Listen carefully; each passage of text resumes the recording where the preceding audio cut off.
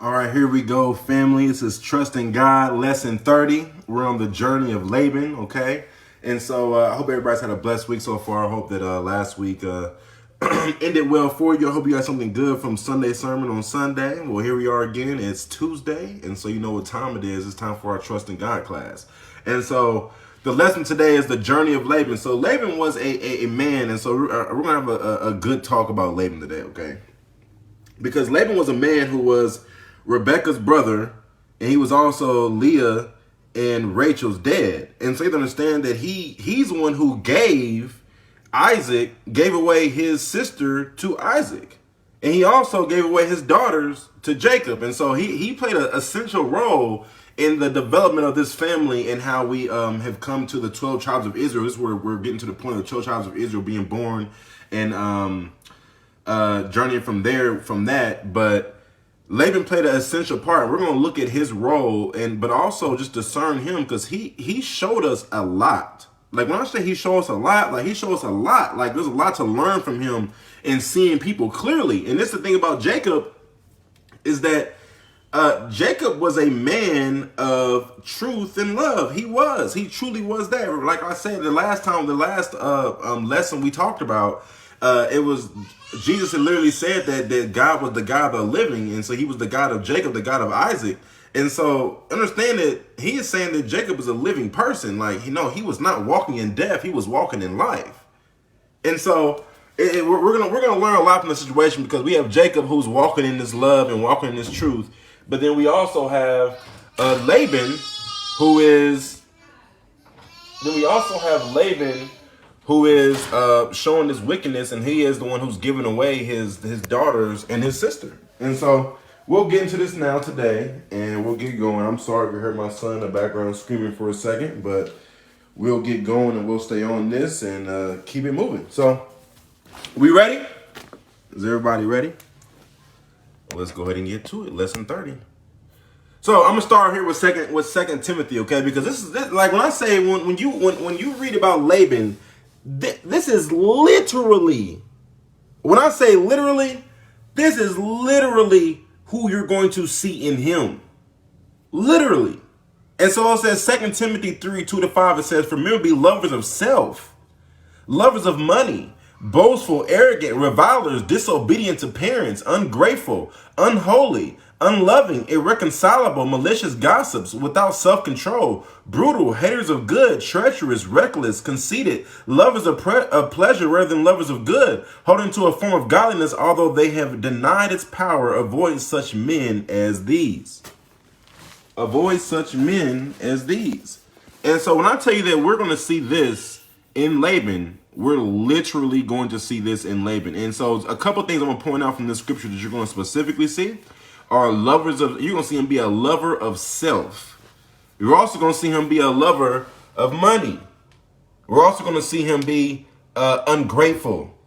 We're also going to see him be deal with gossip, and that leads him the wrong way. We're also going to see him be brutal. We're also see him be treacherous. We're also see him be a lover of pleasure rather than a lover of God.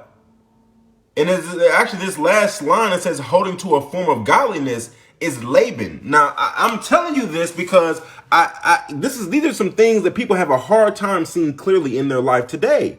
But Laban is going to show you what this looks like. He's about to show you.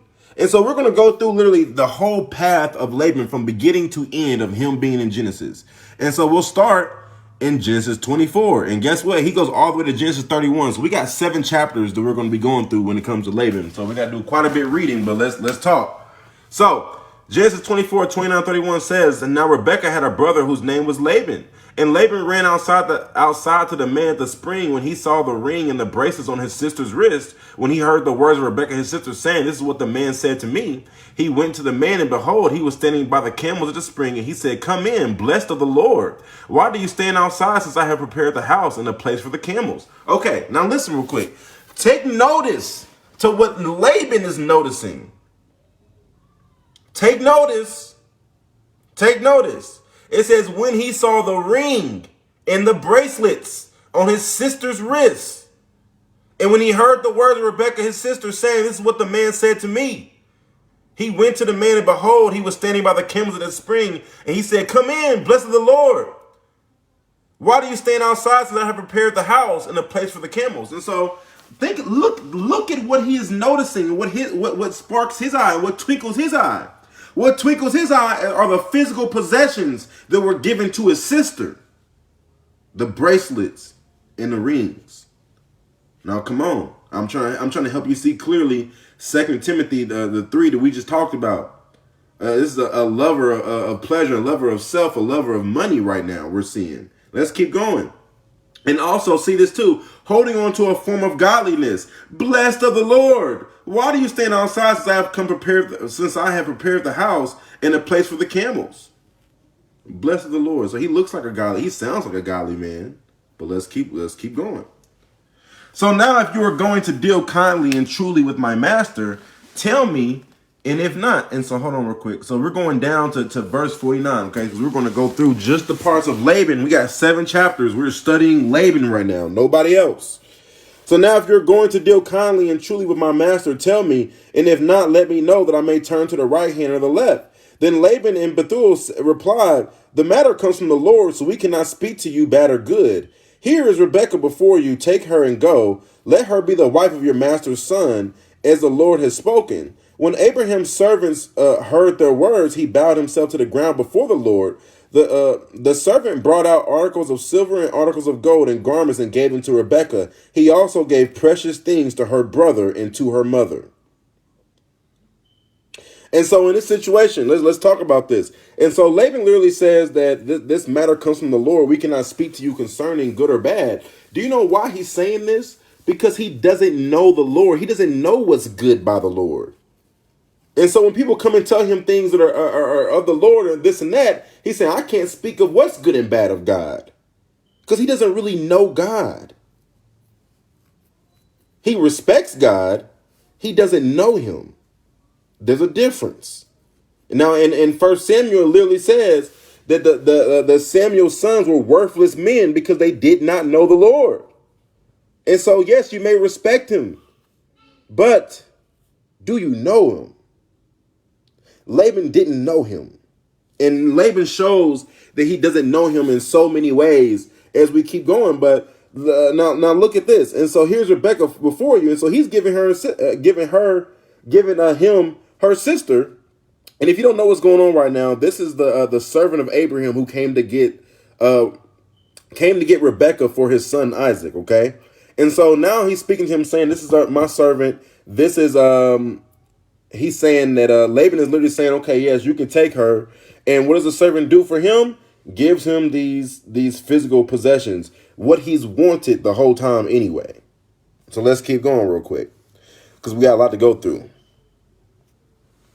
Genesis 24:54-59 says, then he and the men who were with him ate and drank and spent the night. When they arose in the morning, he said, send me away to my master. But her brother and her mother said, let the girl stay with us a few days, say 10, afterwards she may go. And he said to them, do not delay me, since the Lord has prospered my way. Send me away that I may go to my master. And they said, we will call the girl and consult her wishes. Then they called Rebekah and said to her, will you go with this man? And she said, I will go. Thus they sent away their sister Rebekah and her nurse with Abraham's servant and his men. Okay, now listen. So now he knows it's a matter of the Lord, right? His sister going with this servant. He literally has known and has identified that this is a matter of the Lord. Okay. But now this is a matter of the Lord, but he's trying to delay the Lord's will for not only his sister's life, but Isaac's life, the servant's life, everybody's life. He's literally delaying purpose right now because of his own selfish desires, because he wants to be around his sister. And what's even more important about this is and even outside of selfishness, what's even worse than, not gonna say worse, but let's say this, what's just as bad as selfishness is his love for his sister over his love for God. Because he knows that God is saying she needs to go. But what does he do? He says, hold on, well, let me hear what her opinion is. What does her opinion matter to what God is saying in your life? This is why Jesus says you cannot love your mother, love your father, love your brother, love your sister, love your spouse, even love yourself more than me, or you are not fit to be my disciple. Now Laban is not fit to be a disciple of Christ, nor does he know the Lord. He's showing you himself right now. And they said, we will call and consult her wishes. So what do? They ask, well, sister, what are your desires? What is a human's desires to the spirit's desires? Don't you understand those two things are always going to be in conflict? But Rebekah was a woman of truth and who was made to live in truth and live in that love. And so what does she say? I will go, because she's obedient. She's blessed because you know what? She didn't concede to her flesh's, her brother's desires and the people's desires around her. No, she wanted what the Lord had for her first. Thus they sent away their sister Rebekah and her nurse with her, with Abraham's servant and his men. So after the sister said yes, then they let her go, right? But I want y'all to take note about this man, okay? This man has showed himself to be a lover of the physical things in the world, and AKA that goes hand in hand with money, because you can't get physical possessions without money. And so he's a lover of money. He's also a lover of self. He's looking for his own gain. He's also looking, and you know that he does not love God more than the people around him. He doesn't. He loves the people around him more than God. And so let's keep going, because he's revealing himself. But this the thing is that some of y'all may see this in people in your lives, but you refuse to accept to see the truth. And the reality is there's either light or darkness around you, and that's just the truth. So let's keep going real quick. Genesis 29:13-14 says, so when Laban heard the news of Jacob, his sister's son, he ran to meet him and embraced him and kissed him and brought him to his house. Then he related to Laban all these things. Laban said to him, surely you are my bone and my flesh, and he stayed with him a month. Okay, so now listen. Now this is after Jacob has been sent away because Esau was about to kill Jacob. So Jacob flees and he goes to Laban, but he's going also to get his wife, right? He's going to this place that his mother sent him in warning him of Esau's spirit of anger and murder. And so he flees here to go be with her brother, actually, right? Now, you have to understand, this is a story and this is real life. Like, this is not just random things happening. Like, Laban had already knew about this family. He knew about how blessed Abraham was. He knew how blessed Isaac was. He knew how many physical possessions they had. He knew who they were. So when Laban heard the news of Jacob, his sister's son, so when he hears that, oh, my sister has a son and he's coming here, he ran to meet him and embraced him and kissed him and brought him to his house. Then he related to Laban all these things. Laban said to him, surely you are my bone and my flesh, and he stayed with him a month. Now keep listening and keep watching. So he's showing him this great favor. But what we don't understand is that Laban's love is really partial in this situation, because what you'll see clearly in a second, but I'm just going to tell you the truth right now, is that he's loving him so deeply because of what he can do for him. Now, this is something that it takes time and patience. And the reason why Jacob was able to see these things, and Laban's going to expose these things in Laban, because Jacob moves in love. He's going to move in patience. He's going to move in kindness. He's not going to be jealous, boastful, proud, or rude. He's not going to demand his own way. He's not going to keep records of wrongdoing. He's not going to lose hope. He's not going to lose faith. He's going to endure through the circumstance. So as he's doing this, he's going to see Laban clearly. He's going to end up seeing Laban clearly, because what we have to understand is that even when a man shows himself to be deceitful, that deceit has to show for itself. He cannot remain with that fake mask on. If you think about, I'll say this, like a man, a mascot. If a man's in a mascot, he cannot keep that mask on forever. He has to take it off. And so that's what Laban is going to end up doing. He's going to take his mask off as Jacob walks in love. But let's keep going. Now, Laban had two daughters. The name of the older was Leah, and the name of the younger was Rachel. And Leah's eyes were weak, but Rachel was beautiful of form and face. So Leah was a less desired woman. Okay, like she was less desired. Men didn't really want her, but they did want Leah. Okay. Now, this is something that Laban knows. These are his daughters. He knows this. He knows this. The older was Leah and the younger was Rachel. And Leah's eyes were weak, but Rachel was beautiful in form and face. He knows the difference between the two. He knows that my youngest daughter is the one is attractive, and men want her. And he knows that my older daughter, men don't really want her. Now let's keep going real quick. Now Jacob loved Rachel, so he said, "I will serve you 7 years for your younger daughter Rachel." So now keep note that Jacob clearly says, "I will serve you 7 years for your younger daughter Rachel." Laban said, "It is better that I give her to you than to give her to another man. Stay with me." So Jacob served 7 years for Rachel, and they seemed to him but a few days because of his love for her. So we take a note, right? That he literally tells him, because the thing is, we read the Bible, but sometimes we don't understand this is real life. And like these are things you have to be able to accumulate and understand the knowledge that these people have based on what's been said about them before. And so here's Laban, right? And here he is. And so we know that he knows that Leah is less desired and Rachel is more desired. Jacob wants Rachel, and he lets him know that I want Rachel, and I'm willing to work for Rachel. Okay, now let's keep going. Then Jacob said to Laban, "Give me my wife, for my time is completed, that I may go into her." So he says, "So I can have sex with her, consummate my marriage." Laban gathered all the men of the place and made a feast. Now in the evening he took his daughter Leah and brought her to him, and Jacob went in to her. So in the evening he took his daughter Leah and brought her to him. Now this man literally told him up front, "I will work for your daughter Rachel." Now what does Laban do? He gives him Leah. And so he took his daughter Leah and brought her to him, and Jacob went into her. Laban also gave his maid Zilpah to his daughter Leah as a maid. So it came about in the morning that, behold, it was Leah. And he said to Laban, "What is this you have done to me? Was it not for Rachel that I served with you? Why then have you deceived me?" But Laban said, "It is not the practice in our place to marry off the younger before the firstborn." Now this is a deceitful man. Come on, open your eyes. He literally knows that Jacob wants Rachel. He also knows that it's not their practice to marry off the younger before the firstborn. But he doesn't tell Jacob this.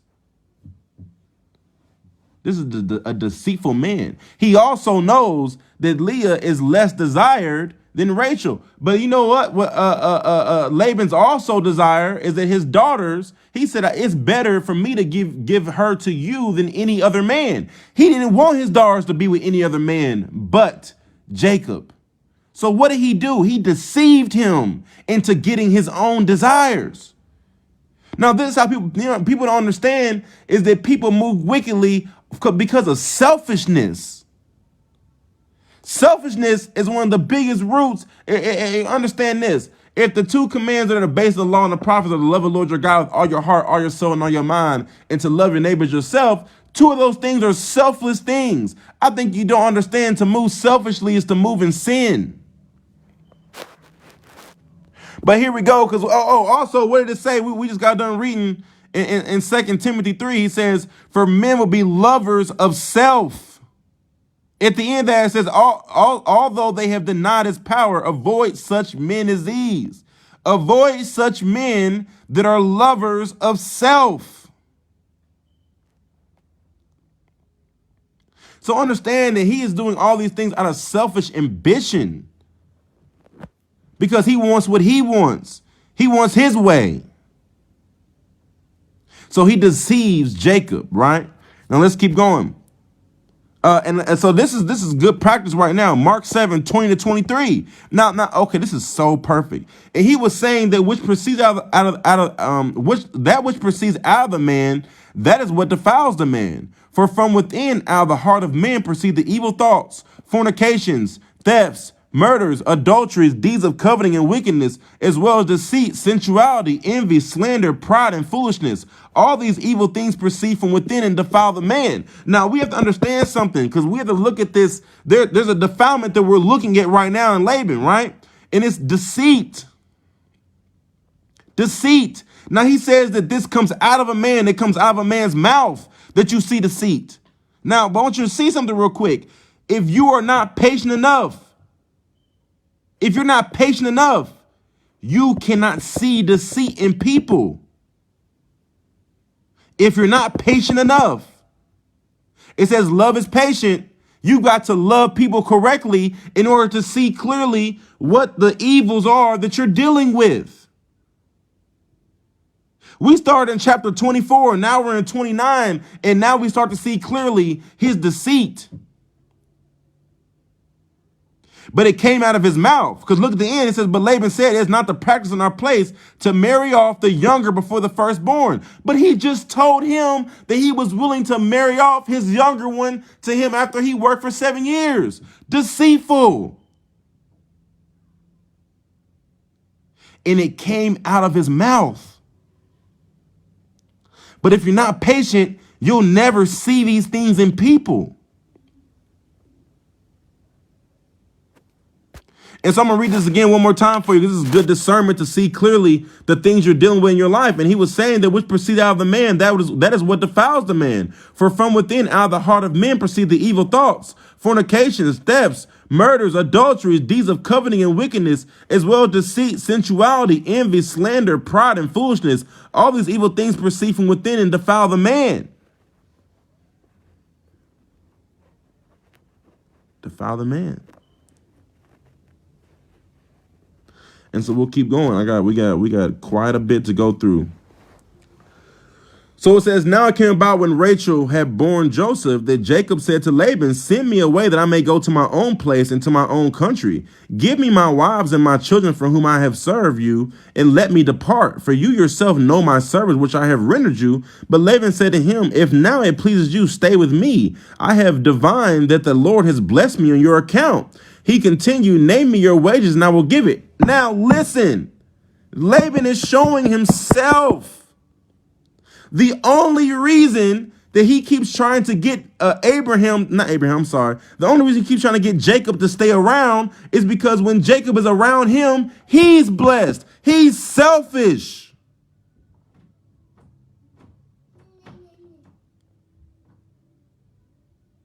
And think back. Now, I want you to think back now, too. Understand this. When Abraham's servant came, and I would go back and we just read this. When Abraham's servant came to get Rebekah, what did Laban do that time? He tried to get the servant to stay with him. Why? Because he was being blessed by the anointing over this family. Laban was an anointing leech, literally.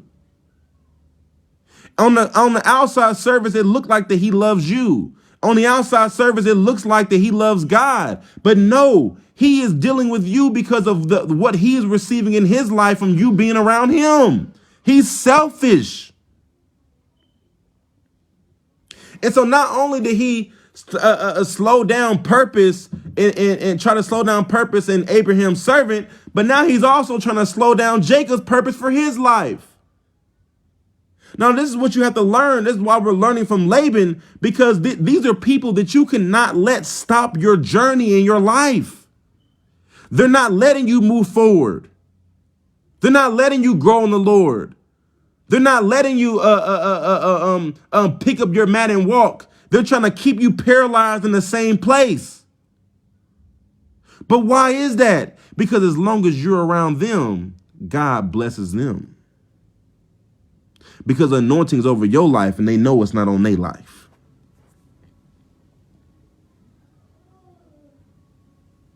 But Laban said to him, if now it pleases you, stay with me. I have divined that the Lord has blessed me on your account. He's literally telling him up front, I want you to stay with me because the Lord is blessing me because of you. And he continued, name me your wages and I will give it. And so this man is literally willing to give him anything. He said, hold on, I'll give you anything for you to stay in so I can stay being blessed by God. Now, little does Laban know, all he has to do is begin to do right by God and God will bless him also. But no. He's taking the wicked way out.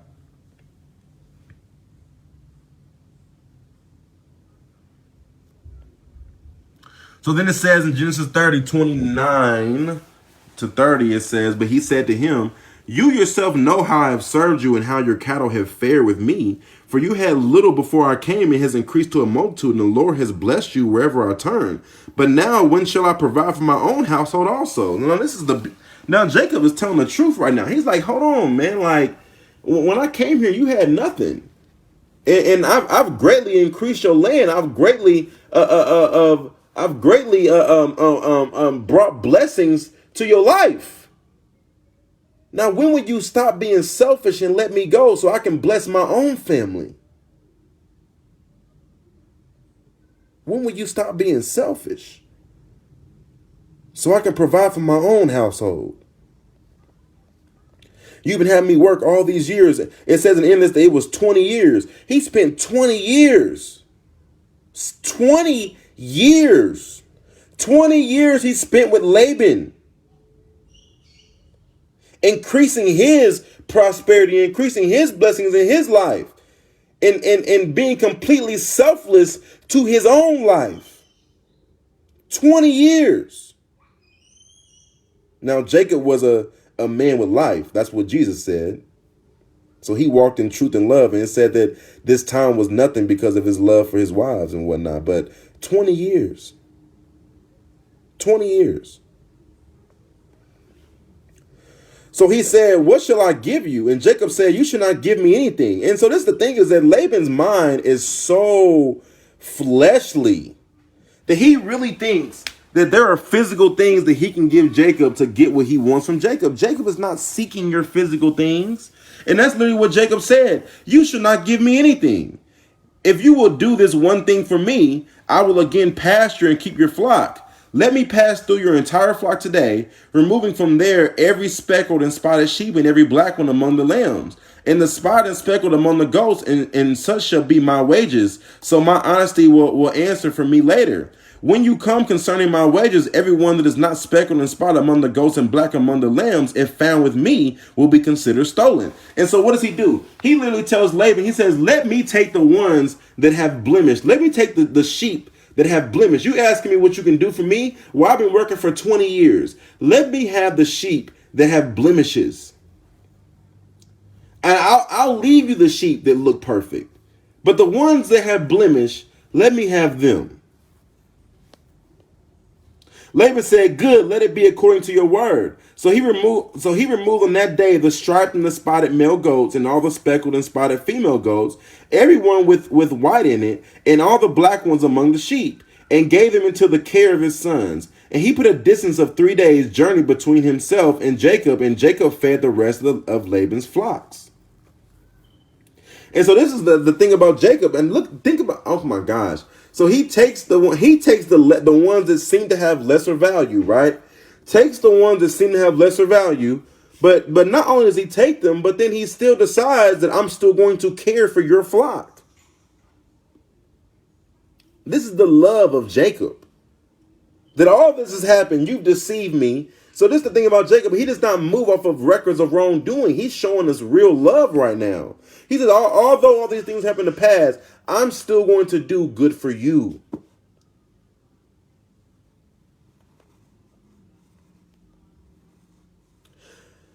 So now we're going fast forward a little bit because last one was 30. Now we're in 31. And so what happens is this. Now Jacob heard the words of Laban's son saying, Jacob has taken away all that was our father's, and from what belonged to our father, he has made all this wealth.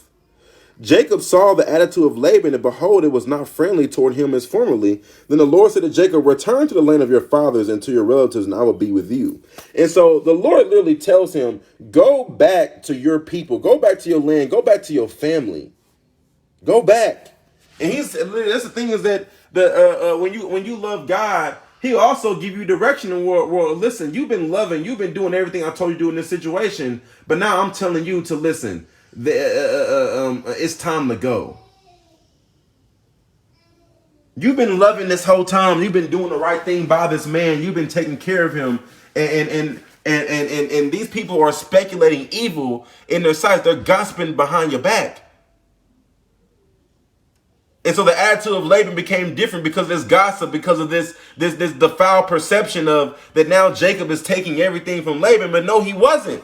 No, he did what he said he was going to do. He's going to take he said he was going to take the lesser value sheep, and so he did.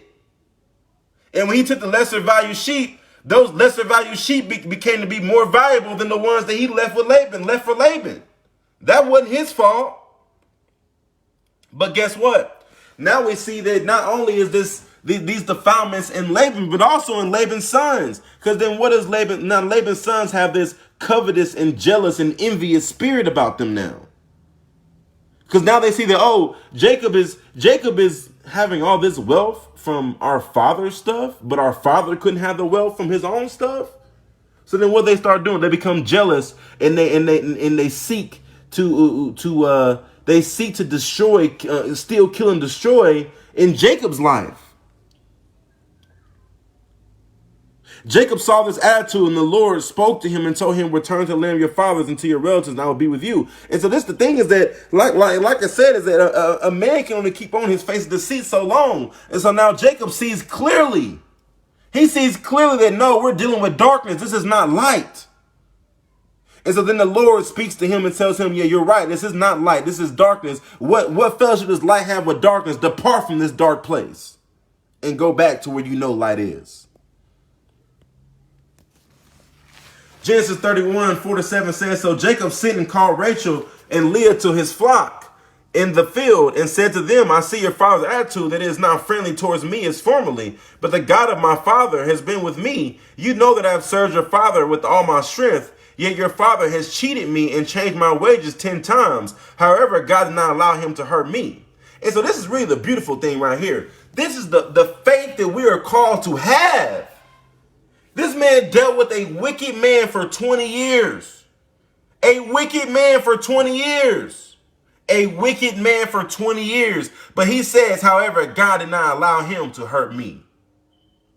How many of us know that when we do right by God, God has our back for real? If he tells you to love, then love. Love. Jacob chose love for 20 years. And God did not allow this wicked man to do him harm in his life. It says in this Bible that all things work for the good of those that love him. Did this not all work for Jacob's good in the end? Did he not end up having 2 wives? Did he not end up having 12 children in this situation? Did he not end up having all these? He came out with all these sheep and all these possessions and all this wealth. Did it not work for the good of Jacob? Although Laban was this dark and this deceitful and this lover, this selfish man and this man of darkness, he dealt with for 20 years. He chose just to walk in faith of God and to love this man for 20 years. But because of his love for God, it worked out for his good in the end. It worked out for his good in the end. But he says that he has dealt with me. You know that I have served your father and with all my strength, yet your father has cheated me and changed my wages 10 times. However, God did not allow him to hurt me. He said this man changed his wages 10 times. 10 times he changed what he was doing for Jacob. 10 times Jacob wasn't receiving what he thought he should receive in this situation. 10 times he wasn't receiving from Laban what he was receiving. But guess what? What he was receiving was greater from God than what Laban could ever give him. And so this is the issue with many of you guys, is that your focus is on what this human being can do for you, and you're not seeing clearly how God is blessing you even as you walk in truth and love in your life. But you're disgruntled and disappointed and hurt because you're looking at what this human being is doing to you, but you're not seeing clearly what God is doing for you in your life. But you will see it clearly if you turned your heart to your love for him truly. You see it clearly. So Genesis 31:8-10 says, if he spoke thus, the speckle, so we're going to go down a little bit. If he spoke thus, the speckle shall be your wages, then all the flocks brought forth speckled. If he spoke thus, the stripe shall be your wages, then all the flock brought forth stripe. Thus God has taken away your father's livestock and given them to me. And it came about at the time when the flock were mating that I lifted up my eyes and saw in a dream, and behold, the male goats which were mating were striped, speckled, and mottled. And so listen real quick. This is the blessing of God in his life. Is that Laban kept changing the parameters of what was going to be Jacob's and what wasn't. And you know what God did? He said, even if he changes it, I'm going to change the produce to be in your favor. Even if that man says, oh, never mind. If it's the spotted ones, not the striped ones. Okay, then guess what God did? God made every last sheep spotted. If he says, if Laban changed his mind and said, no, the striped ones are yours and not the spotted ones, then guess what? The Lord changed every last sheep to be striped. The Lord has the back of those that love him. Some of us have to understand that in our lives. That a human being can the human being can change stuff. The human being can deceive you. A human being can be prideful. A human being can be a lover of self. But it don't matter because I love him. It's going to work for my good. Just like it worked for Jacob's good. So then the angel of God said to me in the dream, Jacob, and I said, here I am. He said, lift up now your eyes and see that all the male goats which are mating are striped, speckled, and mottled. For I have seen all that Laban has been doing to you. I am the God of Bethel, where you anointed a pillar, where you made a vow to me. Now arise, leave this land and return to the land of your birth. And so through the angel, he gives him the word from God, and word from God is he's literally saying to him that I've seen all that Laban is doing to you. And this thing we have to understand is that God sees the wickedness. You're fretting about the wickedness in your life. Do you not know that God sees it? If you had true faith, you wouldn't fret because you know that God sees it. And so he said, listen, I've seen the wickedness of Laban, and because of the wickedness of Laban, I've caused all things to work towards your favor. Now arise, leave this land, and return to the land of your birth. Rachel and Leah said to him, do we still have any portion or inheritance in our father's house? Are we not reckoned by him as foreigners? For he has sold us and has also entirely consumed our purchase price. Surely all the wealth which God has taken away from our father belongs to us and our children. Now then, do whatever God has said to you. And so this is Rachel and Leah on Jacob's side, literally saying that is this not our inheritance anyway? Like, is this not our inheritance? All that our father has is it not ours? Do we not have a portion? Is this not our inheritance? And he says, surely all the wealth which God has taken away from our father belongs to us and our children. Now then, do whatever God has said to you. And so the thing is that Rachel and Leah see the favor in their husband's life. They see the favor. Now, this is something that honestly many women are going to have to grow up in the spirit and understand this, is that you cannot love your father more than God. And this is what Rachel and Leah are inclined their hearts toward. They're loving God more than their father right now. And they see clearly that the favor is on Jacob and not on their father. And so at the end of this statement, they said, do whatever God has said to you. They said, no, we trust you. Whatever God has said to you, do it. Now, some of y'all women have to grow up in this manner when it comes to dealing with your spouse and dealing with your own father. Now, some of y'all women really have to grow up because now this story don't work. If your spouse ain't walking in love and truth, then now I'm sorry, I ain't talking to you. You got to grow up even more and begin to put the word of God between you and your spouse and actually love your spouse like you should, so he can know the Lord and be a man that the Lord favors. But I ain't gonna go into that right now. But we gotta learn from Rachel and Leah and how they see the favor of God on Jacob, and then so they trust him. And they say to him, do whatever God has said to you. Then Jacob arose and put his children and his wives upon camels, and he drove away all his livestock and all his property. And so this is actually an important thing because they are being the helpers that God has called them to be. God told Jacob to do something, and so what did they do? They are helping him do what God told him to do, even if it's against their father's desires. Even if it's against the people around them they love, desire. They said, no, do what God is telling you to do. Then Jacob arose and put his children and his wives upon camels, and he drove away all his livestock and all his property, which he had gathered, his acquired livestock, which he had gathered in Padan Aram, to go to the land of Canaan to his father Isaac. And so this is him making the decision. He said, I'm going to be obedient to God. At some point in time, yes, we love people, but you understand obedience to God comes before people and their desires and their opinions. So he says, no, I'm choosing my obedience to God. When it was told Laban on the third day that Jacob had fled, then he took his kinsmen with him and pursued him a distance of 7 days' journey. And he overtook him in the hill country of Gilead.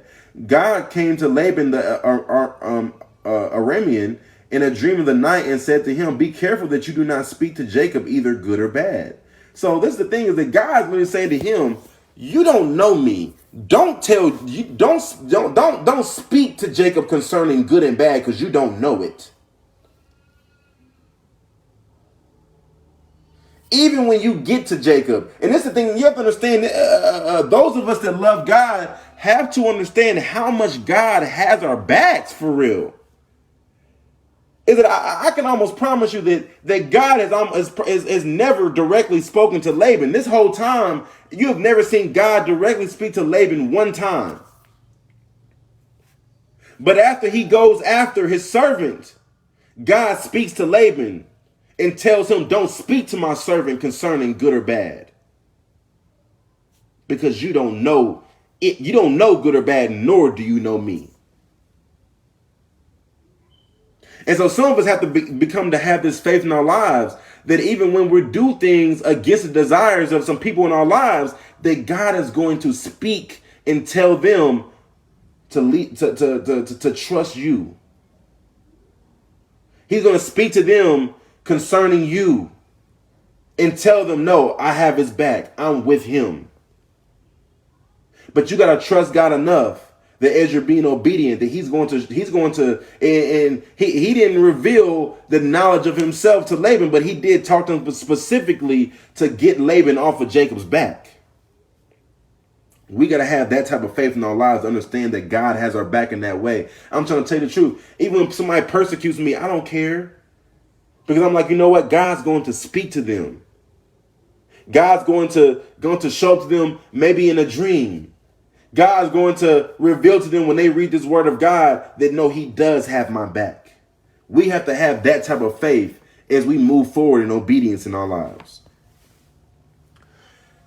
Now you have indeed gone away because you longed greatly for your father's house, but why did you steal my gods? Then Jacob replied to Laban, because I was afraid, for I thought that you would take your daughters from me by force. The one with whom you find your God shall not live. In the presence of our kinsmen, point out what is yours among my belongings and take it for yourself. For Jacob did not know that Rachel had stolen them. So Rachel stole her father's idols, his gods. Okay. Now we are seeing Laban clearly now. In the beginning, you thought he was a man of God. You thought that he was loving, but no. He was serving false gods the whole time. The whole time. He's serving false physical gods that can be stolen from him. His own daughter stole them. But now we're seeing clearly why Laban is the man he is. Like, if you're a follower of God, the thing is that don't be deceived. No, a follower of God is going to be selfless. He's going to love the Lord his God with all his heart, all his soul, and all his mind. He's going to love his neighbor as himself. If he was Jacob, do you think that he would have, out of loving him as himself, do you think he would have chosen to deceive him into the wife that he chose for himself? No, he don't love him as himself because he doesn't follow God. He's been worshiping false idols the whole time. Now, this is the thing. Now, this is actually, this is a great, I want to say this is so great. It's so great. Because how many people do you know sound holy? They sound good. They sound like they love God. But when you dig a little bit deeper, when you're a little bit more patient, you start to see that, no, it's not God that they worship. It's not God they worship. They worship money. They worship cars. They worship clothes. They worship fame. They worship food. They worship physical substances. They worship alcohol. They worship weed. They worship drugs. They worship these things. He said, why'd you steal my gods? Therefore, we know that the Lord is not his God. He's revealing himself. But if there was no patience, you never see clearly. Then Jacob became angry and contended with Laban. And Jacob said to Laban, what is my transgression? What is my sin that you have hotly pursued me? Though you have felt through all my goods, what have you found of all your household's goods? Set it here before my kinsmen and your kinsmen, that they may decide between us two. These 20 years I have been with you, your ewes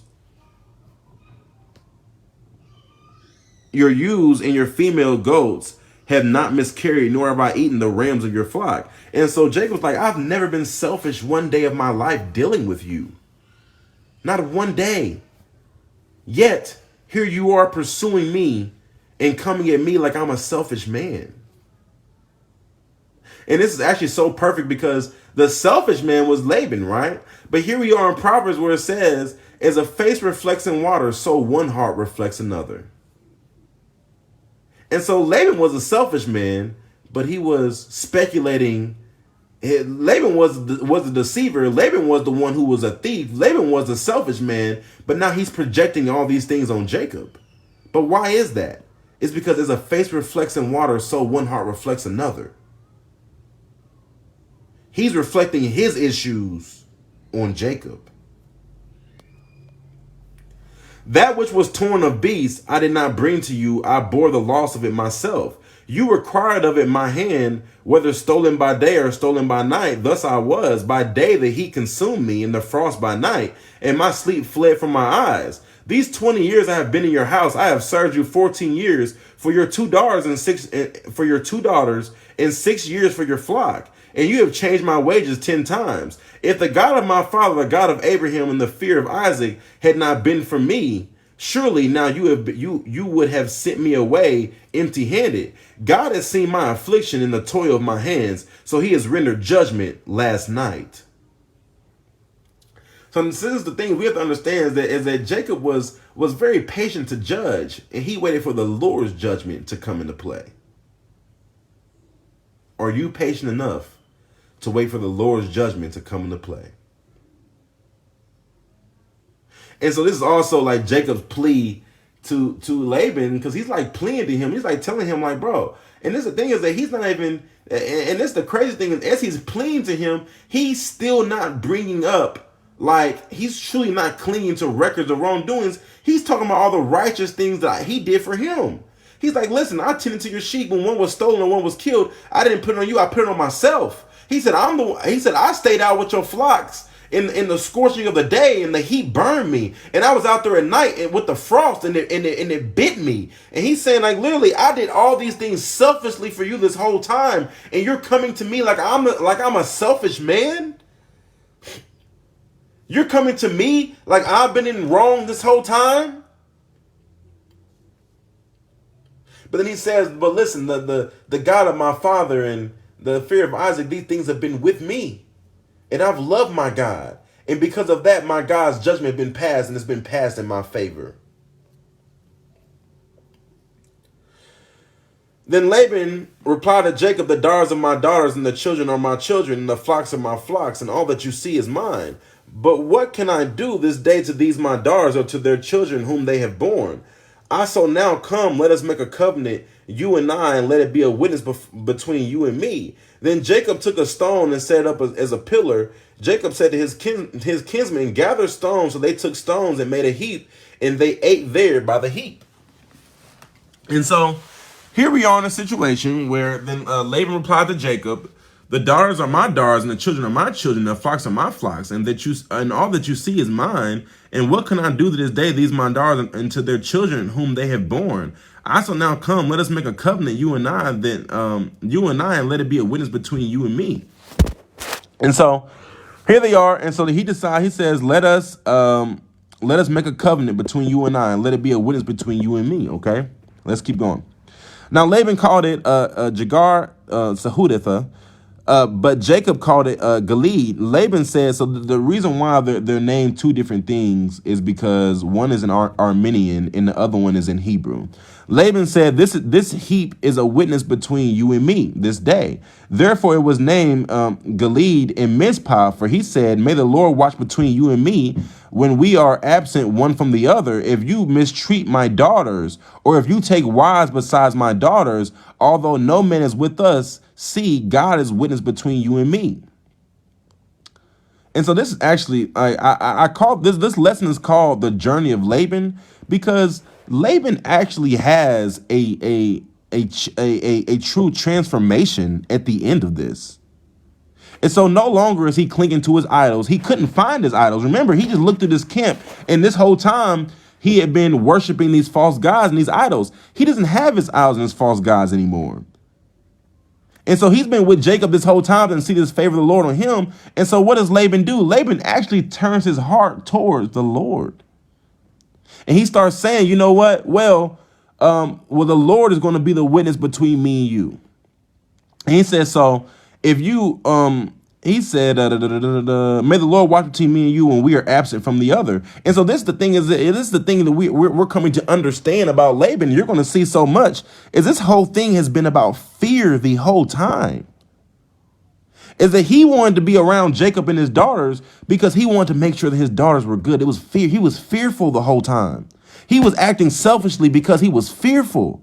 Now, don't we know that after Adam and Eve ate from the tree of knowledge of good and bad, they ran from the Lord because they were afraid. That's what the first time we saw fear come into the picture.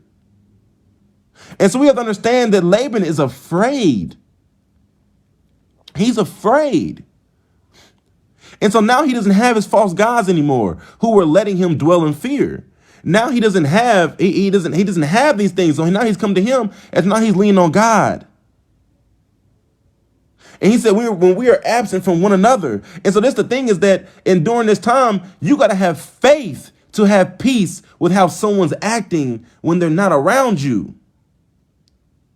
And the only thing is that the only thing that can give somebody peace with how someone's acting when they're not around each other is God. And so now Laban is finding peace in God. He says, although no man is with us, see, God is witness between you and me. Laban said to Jacob, behold this heap, and behold the pillar which I have set between you and me. This heap is a witness, and the pillar is a witness that I will not pass by this heap to you for harm, and you will not pass by this heap and this pillar to me for harm. The God of Abraham and the God of Nahor, the God of their father, judge between us. So Jacob swore by the fear of his father Isaac. And so we have to understand something. This whole time, the root of Laban's actions have been in fear. The reason why he has not been loving, the reason why he has not been selfish this whole time is because of fear. It was fear. Literally, Abraham's servant who came to get the wife for Isaac, he tried to get that servant to stay with his sister. Why? Because of fear. He keeps Jacob for 20 years, keeps his daughters around him for 20 more years after they should have been gone. But why is that? Because of fear. He's scared. He's scared of how he's going to treat his daughters. He's scared that he's going to marry other daughters. He's scared. He's scared that he's going to come back and try to do harm to him. He's scared. Laban is doing this all these chapters we just read. We just went through like 7 chapters together of Laban. He's been acting this way this whole time because he was scared. He was scared of the results of what was going to happen in his life. He was scared what was going to happen to his daughters. He was scared. The reason why he did not choose love was because of fear. Now, some of us have to understand that we cannot walk in faith and fear at the same time. The reason why you don't choose to love is because you're scared.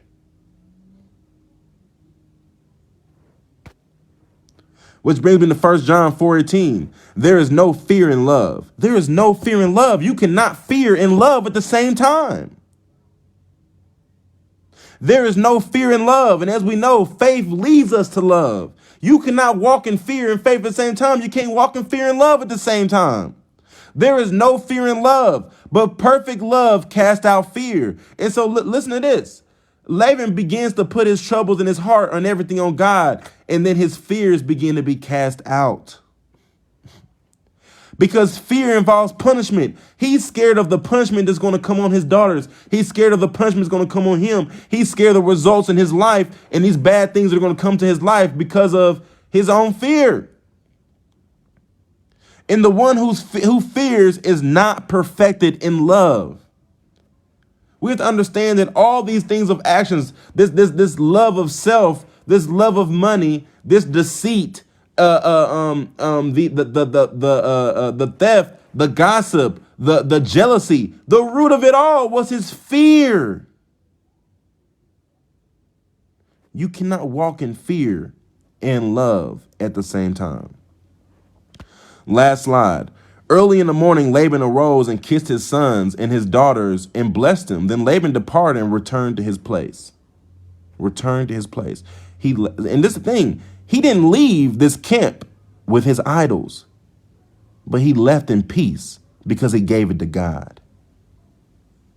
And so this is really a great story about Laban because he went through a lot and he was a very wicked person. He was a dark person, but we have to understand that you don't have to be that your whole life. You may have worshipped false idols in the past. You may have thought you could never live without your physical thing in your life, which is a God you're worshiping. If you think you cannot live without a physical thing, that's a God you're making in your life. You may have thought you couldn't live without that God. But the day that you give it to the true and living God, you can find peace and you can move forward in your life. And so, family, it's the end of this talk. The Journey of Laban. I hope you learned some good stuff from it, some good discernment and seeing people clearly. I hope that you learned some good things about what it means to walk in love and not fear. This was a great story and some great things to learn from.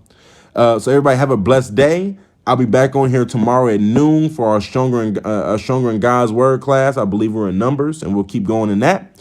Everyone have a blessed day. I'll see you guys tomorrow.